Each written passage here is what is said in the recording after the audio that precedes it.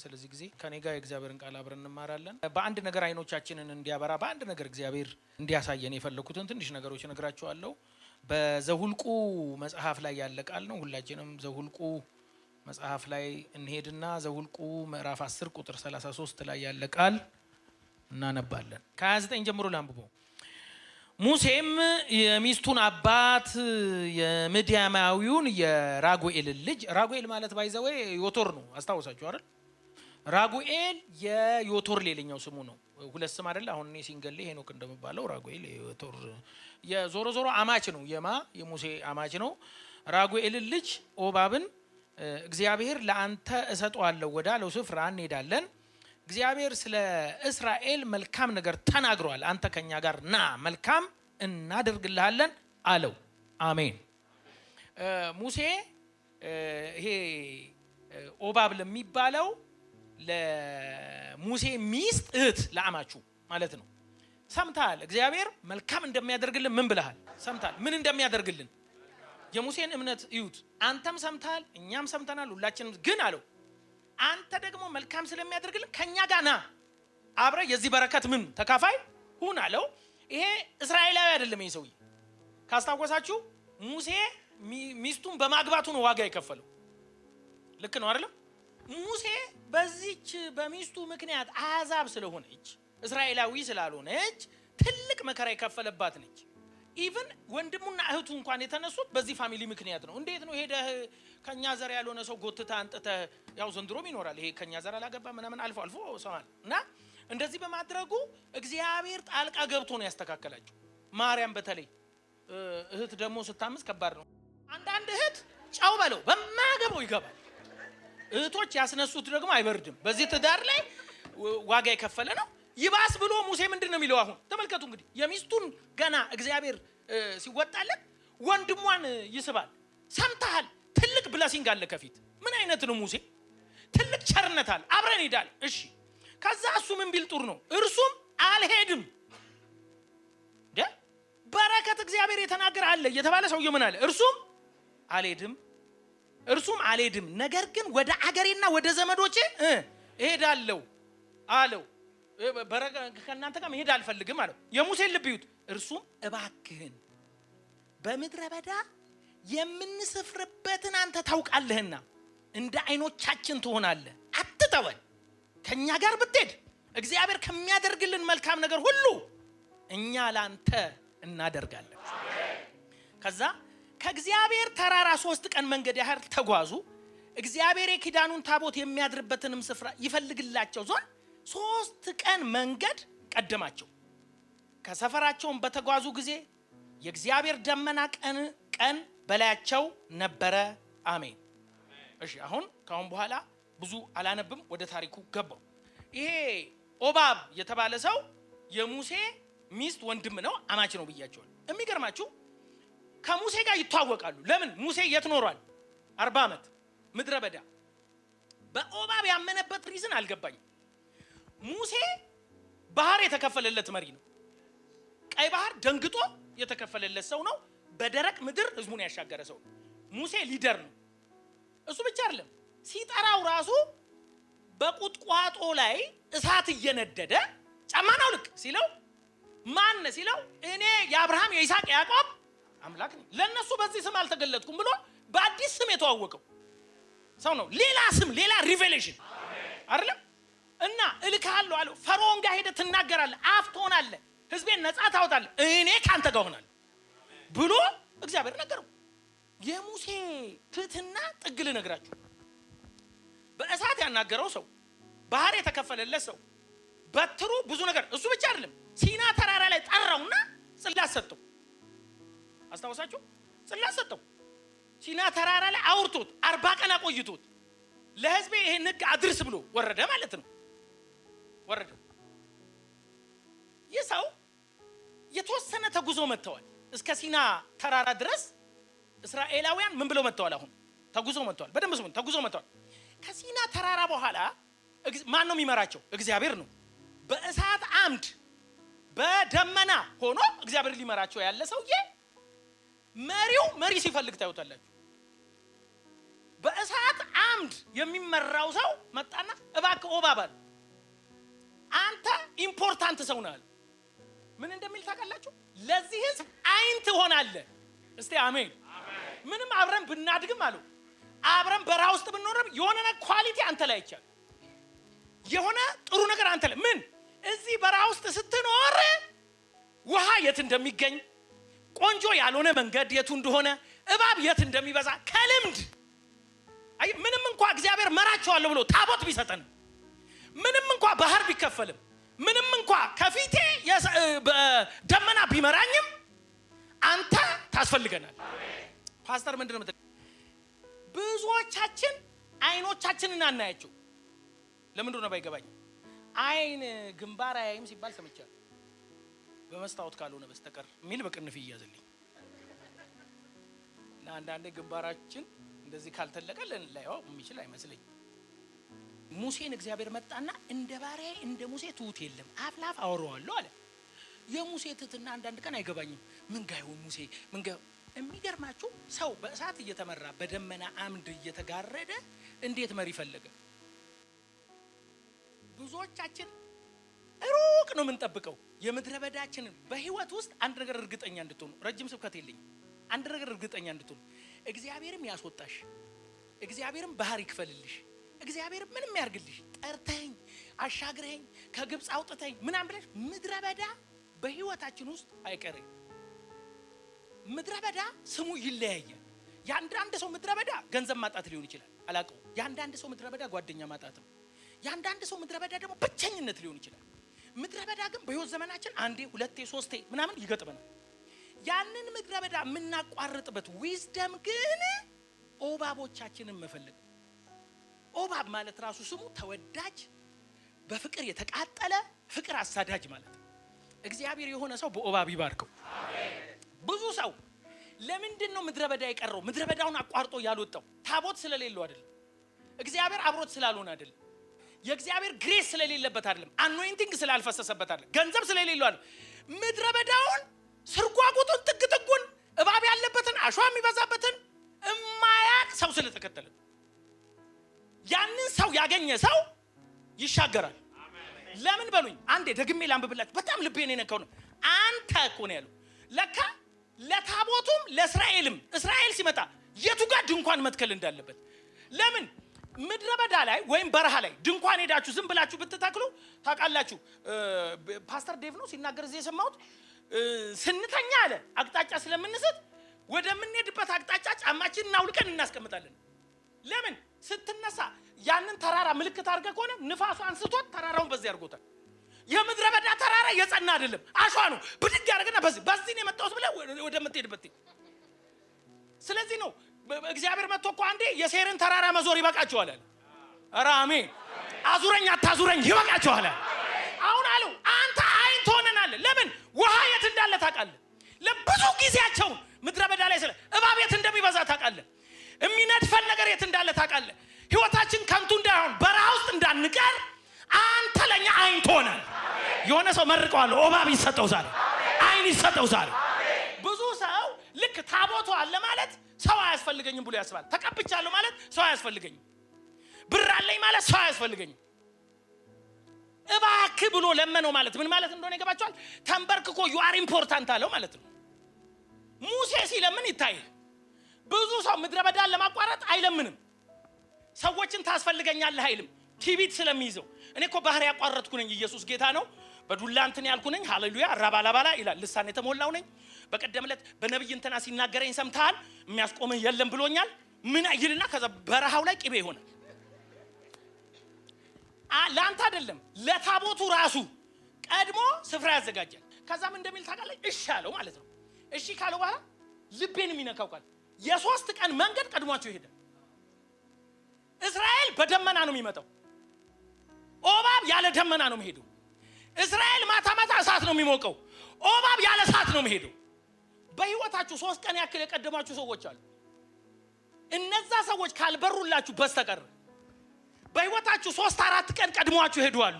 ስለናንተ ስፍራ ያዘጋጁ፣ ስለናንተ የተራቡ፣ ስለናንተ አንተ በደመና እነሱ በፀሐይ ይሄዱ። እነዚህ ሰዎች ካላስታወስክ በስተቀር ካላሰብክ በስተቀር ያዘጋጁልህ ስፍራ ላይ መቀመጥ አትችልም። እንኳን አንተ ታቦቱ የተቀመጠው እነዚህ ሰዎች ባዘጋጁ ስፍራ ይሰው ኦባብ ይባላል። ሁሌ አንጀቴን የሚበላኝ የ3 ቀን መንገድ ያክል ከታቦቱና ከህዝቡ ፊት ቀድሞ ይሄዳል።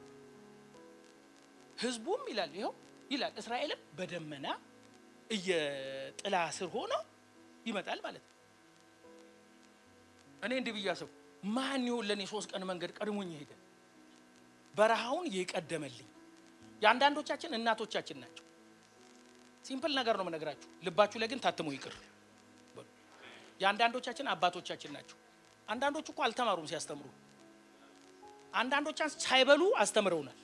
አሁን የገባኝ እኔ ለልጄ ሳስተምር አሁን ነው ለልጄ ዋጋ ስከፍል አንዳንድ ነገሮች የገቡኝ። አንዳንዶቹ እኮ ተገርፈዋል እስር ቤት፣ እኛ እንደዚህ በነፃነት እንድንቦርቅ። እኛ በጥላ ውስጥ ሆነን እነሱ መና እየበሉ ኦባብ ምን እንደበላ አላውቅም። ሲጠማው አይዞ የሚለው ሰው እንደሌለ አስባለሁ። ብዙ ሰዎች እንደነዚህ አይነት ሰዎችን አያዩ፣ መለመን ውርደት ስለሚመስላቸው። አንተ ቦታውን ታውቃለህ። አንተ ሰፈር መቀባት ብቻ በቂ አይደለም። እግዚአብሔር አብሮ መሆን ብቻ በቂ አይደለም። ታቦቱ ካንተ ጋር መሆኑ ብቻ በቂ አይደለም። ቀድሞ ስፍራ የሚያዘጋጁ ሰዎችን እግዚአብሔር ይስጠን። አሜን። This is amazing blessing። አንድ ታሪክ አነበብኩኝ፣ ምናልባት እናንተ ታውቁታላችሁ። ሰውየውን በጣም ወደዋለሁ።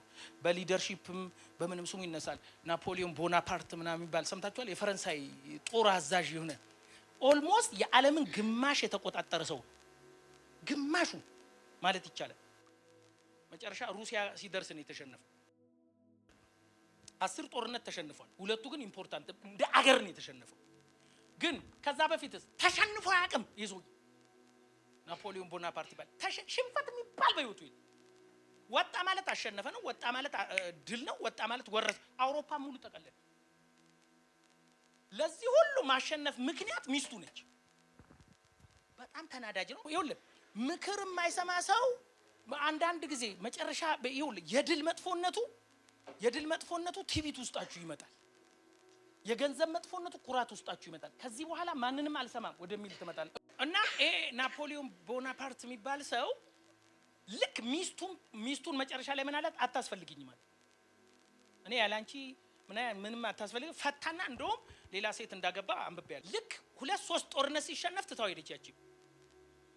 እቺኛዋ የሚገርማችሁ ተናዶ ሲመጣ የሆነ ነገር እንትን ሲል እያረጋጋች ዊዝደም የምትሰጠው ሴት ነበረች። ለሱ ኦባቡ ነች። እቺ ኦባቡ ሩቅ አይደለም ያለው። አንዳንድ ሰው ከኬንያ ይፈልጋል ኦባቡ፣ ከቡርኪና ፋሶ ይፈልጋል። ጎን ነው፣ አብሮ አደግ ሊሆን ይችላል። እኔ የማውቀው ነገር የለም። የምድረ በዳውን መንገድ የሚያቅሰው ግን ጎን አለ። ስለነዛ ሰዎች ወይ ታመሰግናለህ ወይ ትጸጸትና እግዚአብሔር እንዲሰጥ ትለምናለህ። ከዛ ይሄ ሰውዬ የሚገርማችሁ ከፈታት በኋላ 10 ጦርነት ውስጥ ሰው 10ንም ይሸነፋል። መጨረሻ ላይ የሩሲያውን ጦርነት እንዳይገጥም እየተመከረ እየለመኑት በጉልበት አልሰማም ብሎ ሄዶ ሰራዊቱንም የሩሲያ በረዶ ላይ ያስፈጀ፣ እሱም ተማረከ። አንድ ትንሽዬ ደሴት ላይ ብቻውን አስረውት። ጄሲ ፌኔን ነው ስሟ፣ ጄሲ ፌኔን። ከዛ በኋላ ፋይናሊ ሊሞት ሲል የተናገራቸውን አጠገቡ የነበሩ ሰዎች ምናምን ጽፈውታል። እና አንዱ ልቤን የነካውን ነገር አንዱን ነው ነገር። ግን ከዛ በፊት ምን ይላል እሱ? ጄሲ ፌኔን ማለት እኮ የኔ የእድል ኮከብ ነበረች አለ። ትቷት ከሄደ በኋላ ከጣላት በኋላ ብዙዎቻችን ኦባሞቻችንን የድል እድሎቻችንን እንተዋቸዋል። ሙሴ ግን አልተውህም አለው። እባክህን አለው፣ አንተ የዚህ ምድረ በዳ አይን። ዛሬ የሆነ አይን ሰው በኢየሱስም ይብራላችሁ። ትታችሁት አትሂዱ። ያንን ሰው አልፈልግም ቢል አልለማመጥም አትበሉ። ኢዝ ኢምፖርታንት። ጄሲ ፌኔን አለ የድል ኮከቤ ነበረች አለ። እሱ አይደለም ልቤን ግን ይነካ። መጨረሻ ላይ ሲሞት ትንሽ ሲቀረው ይላል እንደውም አንዴ በኃይለኛ ትኩሳት ነበረበት፣ መንቃትም እንደዚህ ሸለብ ምናምን እንደዚህ ያደርገው ነበር። እና ፈረንሳዊ አይደል ሰውየው ምን እንዳለ ታውቃላችሁ? ጄሲ ፌኔን አለ የፈረንሳይ የጦር አዝማች ነች እየሞተ። በሌላ አማርኛ ምን እኔ አይደለሁም ለካ ጦሩን ያዘመትኩት፣ እሷን ካጣው በኋላ ሁሌ ሽንፈት የመጣው አዝማቿን ትቼ ነው። አንዳንድ ሰዎች ይመጡና ድላችንን ይነግሩናል። ከኛ ጀርባ ድል የሰጡን ሰዎች አሉ። መማራችንን ይነግሩናል። ፀሐይ ቀጥቅጧቸው ያስተማሩናል። ርቧቸው ያጠገቡን አሉ። እነዚህን ሰዎች በማስተዋል ማሰብ አለብን። ከዛ ሙሴ ምን እንዳለው ታውቃላችሁ? ወደ መጨረሻው ስመጣ ይኸውልህ እመነኝ ኦባባ ነው እኛን ብለህ ከመጣህ አለው፣ እኛን ብለህ እየመራ ተስፋይቱ ምድር ከደረስን አለው፣ እመነኝ ልክ ነው አንተ ከ12ቱ ነገ ነገድ ውስጥ የለህም። ልክ ነው። እስራኤላዊ አይደለም። ልክ ነው። አይሁዳዊ አይደለም። ልክ ነው። ተስፋ ቃል የለህም። ግን አንድ ነገር ልንገርህ፣ ከኛ ዘሮች እኩል ርስት ይኖራል። ታውቃላችሁ በኋላ ላይ መሳፍንት መጽሐፍ ሲነግረን በደቡባዊ እስራኤል ኢያሪኮ ጎን ያለውን ሊያውም የዘንባባውን መሬት ለሱ ዘሮች ተሰጠ። አንድ ያጨብጭብና አሜን በለኝ። የአንዳንዶቻችን ችግር ሰዎቹን እናያቸዋለን፣ እናቃቸዋለን፣ ይመሩናል፣ እንጠቀምባቸዋለን። ፋይናሊ ቴንኪው የሚባል የለም። ተባርከናል፣ ነርተናል፣ በልተናል፣ ያስተማሩንን ደግሞ ረስተናል። በበረሃው ደግሞ ቀድመው የት ማደር እንዳለብን ያዘጋጁልን ጥሩ ጥሩ ሰዎች አሉ። ካደረጉላችሁ ወደ ርስታችሁ ስትገቡ ደግሞ እንደ ሙሴ ዘንባባ ያለበትን መልካም የሆነውን ቦታ ደግሞ ለነዚህ ሰዎች መስጠት ይተበከበታል። ተባርኮ ቴንኪው ያላለ ብዙ ሰው አለ። አድጎ ንግዱ ተባርኮ ዘመዱ መልካም ሆኖ ህይወቱ ተባርኮ ህይወቱ በልጽጎ ለሌላው ደግሞ ሼር የማያደርግ ሰው አለ። በቅዱሳን ህይወት ውስጥ ኢንካሬጅ የማደርጋችሁ አመስጋኞችና ሰጪዎች ካልሆንን በስተቀር ቀጣይ ድል በህይወታችን አይመጣም። እናቶቻችንን ማሰብ፣ ፋሚሊዎቻችንን ማሰብ፣ የረዱንን ማሰብ፣ ያስተማሩንን ማሰብ፣ የጸለዩልንን ማሰብ this is important። አንተ የደረስክበት እንኳን ባታደርሳቸው ካለህ ላይ ግን ቆርሰ ርስትህን ልሰጣቸው የተገባ ነው ማለት ነው። እሺ ወደ ፕሪንሲፕሉ ልምጣና ልጨርስ። የመጀመሪያው ከዚህ ነገር ምንድነው የምንማረው የሚለው ነው። የመጀመሪያው የትህትና መንገድ ነው የምንማረው። የትህትና መንገድ ምንም እንኳን ሙሴ በግብጽ ሀገር የተማረ ሙሴ እኮ የግብጻውያንን ጥበብ በሙሉ የተማረ ሰው ነው። አስማቱንም ጭምር ይመስለኝ አስታውሳችኋል። ጥበቡን በሙሉ ተምሯል እኮ። እግዚአብሔር አምላክ ሙሴን ያንን ያስተማረበት ሪዝን በጥበቡ ነፃ ማውጣት አይችልም፣ ግን ከዛ የሚበልጥ ጥበብ በሱ ውስጥ አድርጎ እዛ የሚሰራውን ክፉ ነገር አስተምሮ እንዴ ሙሴን እኮ እናቱ እንኳን አሳደኩ ማለት አትችልም። ተከፍሏት ነው። ማንም እናት ለጡቷ ወተት ኪራይ የተከፈላት ይል ልክ አይደል? የሙሴ እናት ባጠባው ጡት እንኳን ማለት መብት የለም። ለምን ተከራይቶ ነው? ፋዘር ነው እኮ የሚለው እግዚአብሔር እየከፈለ። እስቲ አሜን በለዋ። ማን የከፈለው? ለወተቱ። ሁላችንም እናቶች የሆናችሁ ልጆቻችሁን ስታጠቡ ለጡዝኛ አይከፈልም፣ ለላሟ ነው የተከፈለው። የሙሴ እናት ግን ተፈልጋ this is ራሱ ሚራክል እኮ አይደለም? ወንድ ልጅ አይደግበት በተባለ ቤት እግዚአብሔር አሳድጎት የሚራክል ልጅ ሆኖ እሱ ብቻ አይደለም፣ እግዚአብሔር በትርን ወደ እባብ እየቀየረለት ያስማተኛ እባብ በሙሉ በሱ በኩል ተውጦ እንዴት ነው መሪ ሆኜ ቅባት ፈሶብኝ እግዚአብሔር አውርቶኝ በእናትህ እያልኩ ሊያውም የሚስቴን ወንድም የምለምነው አማቼ ነው። ኩራት እኮ ይሰማል። እንዴ ወንድ ልጅ አይደል እንዴ ሴት ቤት ትላለህ። እነሱ ቤት እኮ በግ ሲጠብቅ ነበር ሙሴ፣ እረኛ ነበር። አሁንም ደግሞ አንጥቼ ላይ ጌታ ላድርገው ብሎ አላሰበም። እባክን ብሎ ለምነው። የትህትና ጥግ። የተማራችሁ ብትሆኑ ኦባሞች አሉ፣ የተቀባችሁ ብትሆኑ ኦባሞች ያስፈልጉናል። እነዚህን ኦባሞች እንዴት ነው የምንለየው? አጠገባችን ናቸው፣ ሩቅ አይደሉም። በዝና መብለጥ፣ በእውቅና መብለጥ፣ በገንዘብ መብለጥ አይደለም ትህትና ማለት በሚያንስም ሰው እግር መሆን ነው።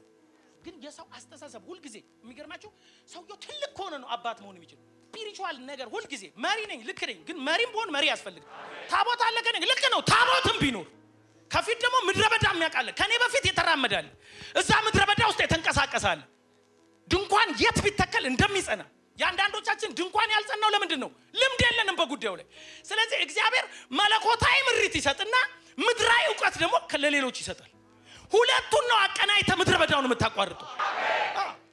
መለኮታዊ ነገር ብቻ አንተ ላይ ስላለ አትሻገርም ምድረ በዳው። ትህትና የሚባለው ነገር ከአንተ በሚያንስ ሰው። ለዚህ ነው ጳውሎስ ግልጽ ያደረገው ከትልቁ ስርማ ግዴታ ትነሳል። አሁን እኔ ስመጣ ከእኔ ስር ያሉ ፓስተሮች ኖር ይሉኝ፣ ከዛ እነሱ ሲመጡ ደግሞ እነሰሌ ግዴታ ነው። ይሄ ሃይራርኪ ነው። ትህትና ማለት ለሚበልጥ መነሳት አይደለም፣ ከሚያንስ ስርም መሆን። እሱ ውስጥ የሚጠቅም ነገር አለ፣ ትመራኛለህ፣ አንተ ሼር ብታደርገኝ ይሰራብኛል ብሎ ማመን ነው። ዛቴስ ሙሴ ላይ የምታየው ይሄን ነው። ምንም እንኳን ታቦት ለኔ ቢሰጥም፣ ምንም እንኳን እግዚአብሔር ምራ ብሎ አፍላፍ ቢያናግረኝም፣ ኦባም ሆይ አይን ለኔ የሆነ ሰው ይሄ ገባው። ተሸውደናል ብዙዎቻችን። እንደዚህ ሰውዬ መጨረሻ ላይ በቤቱ ያለውን ጸጋ ሳያቅ የድሎቹን ሁሉ ሚስጥር ሳያቅ ከፈታት ከሞተች በኋላ እኮ ነው። ሞተች ተብሎ ተነግሮት እኮ ነው።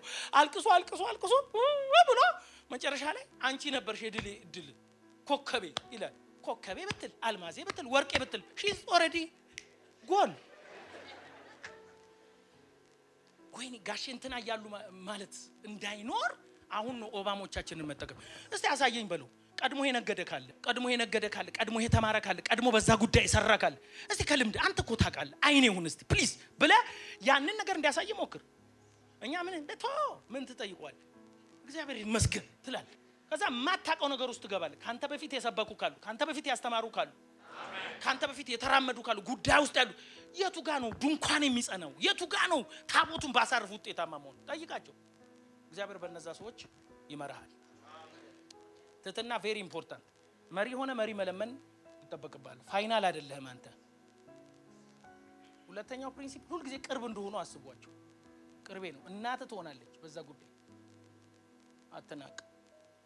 አባት ይሆናል አልተማሩም ብለህ አታስብ። ምንም አይነት ነገሮች ምክር አዘል ሆነው ወደ ሰነፍ ነው የሚለው። ይኸውላችሁ ሰነፍ ምክርን ያቃልላል ይላል። ምክር በቀለለበት ቦታ ሁሉ ድል አይገኝም። ምክር ሲበዛ ግን ድል ይበዛል።